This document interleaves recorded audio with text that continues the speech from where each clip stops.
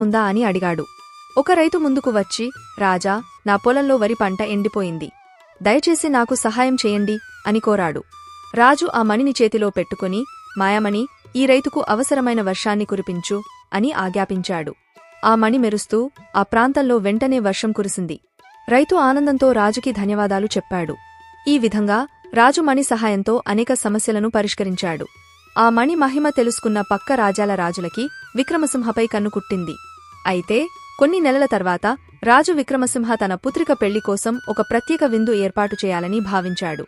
అందులో మణి ద్వారా కొన్ని అసాధ్యమైన శృంఖలాలు సృష్టించాలని నిశ్చయించాడు. కాని ఈసారి మణి పనిచేయలేదు. రాజు ఆశ్చర్యపోయాడు. ఎందుకు ఇది పనిచేయలేదో అతనికి అర్థం కాలేదు. రాజు వెంటనే మహాత్ముడు శ్రీరంగస్వామి ఆశ్రమంకు చేరుకుని అతనికి దండం పెట్టి, గురువుగారు, నా మాయామణి పనిచేయడం మానేసింది. దయచేసి నాకు మార్గం చూపండి అని ప్రార్థించాడు. మహాత్ముడు